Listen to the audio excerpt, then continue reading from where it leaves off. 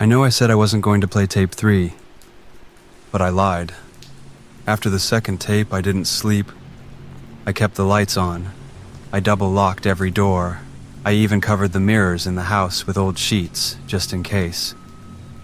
But it didn't help, because the boy wasn't in the mirrors anymore. He was in the walls. Last night I heard him, not clearly, not words, just movement, like someone brushing their fingers along the inside of the drywall, following me from room to room, slow, patient, like he knew I was trying not to listen. But this morning, everything was quiet, too quiet.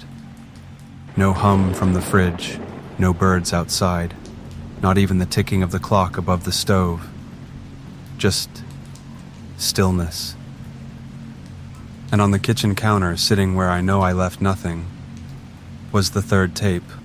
No label, no dust, no shadow, just waiting. I didn't fight it this time, not because I wanted to know, but because I already did. Whatever this is, it isn't just haunting me, it's replacing me. So I took the tape to the basement. Same player, same little TV. I didn't even flinch this time when the screen lit up. This one didn't start with a room. It started with a hallway. Mine. Same chipped baseboard, same water stain on the ceiling from the last storm. But the walls were wrong. They were breathing. I don't know how else to explain it. They pulsed, in and out, like lungs made of drywall. And the light was wrong. Not flickering, not natural, just watching. Then came the sound. Not static. Breathing. It synced perfectly with mine until I held my breath. Then the screen kept going. Still breathing. That's when the camera started moving. Slowly. Down the hallway. Each step echoed louder than the last, like the house itself was hollow. Then, a door. My bedroom door. It opened by itself. Inside, the room looked normal. But I wasn't there. Not at first. The camera turned to the mirror, and he was back. Not me. Him. Same face, same clothes. But this time, he wasn't mimicking. He was talking, but no sound came out. His mouth moved, but I couldn't hear the words. I leaned in, trying to read his lips, and just before the tape cut to black, he looked straight into the lens, like he knew I was watching, and mouthed one word. Soon. Then the screen turned red. Not black, red. And text appeared in the middle. It said, "Prepare the house." That's it. No ending, no fade out. Just red. I hit eject, but the tape didn't come out.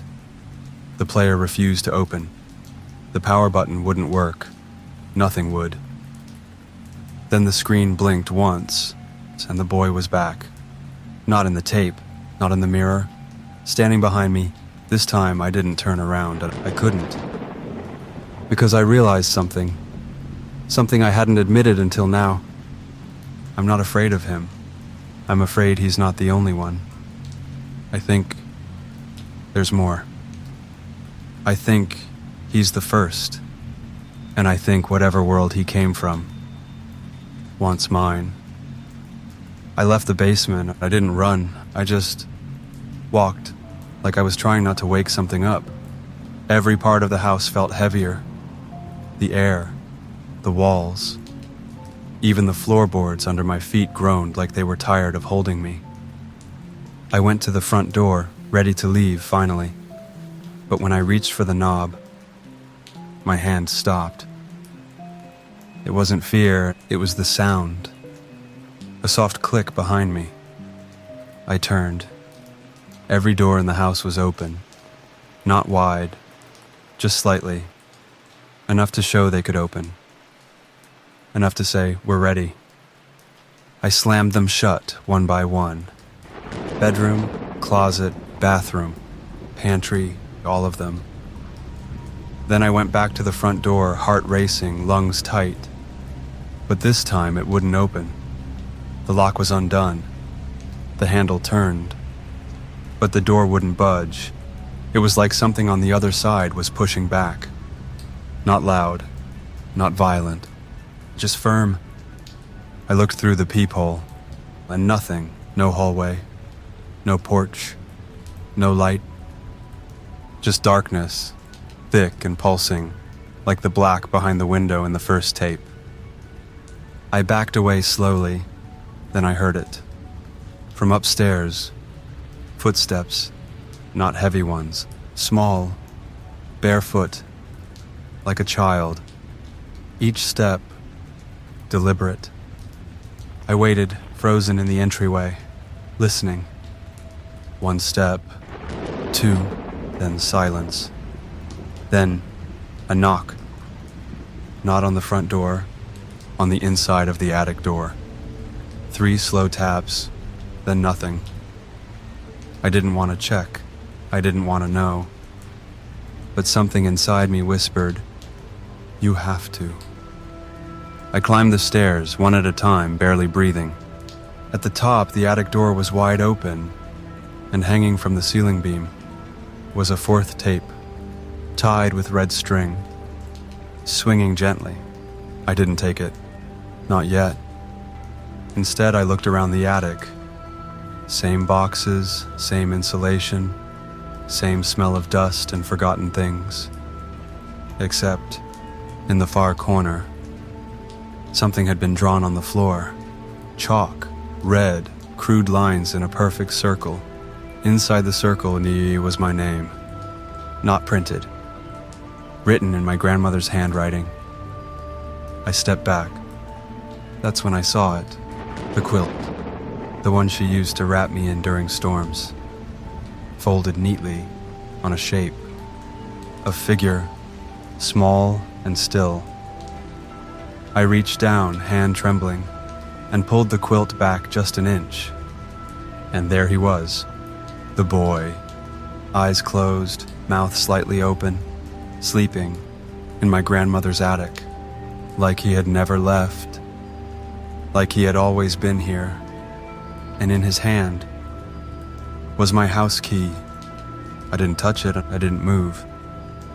But as I stared, he opened his eyes and whispered, "You're almost ready."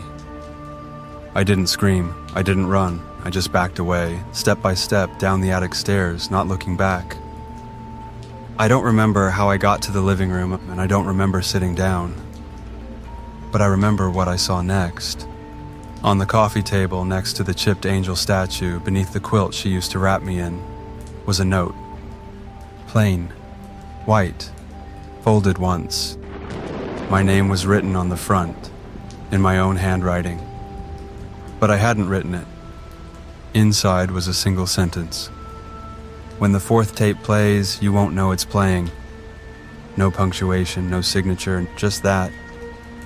And I think that's when it finally hit me.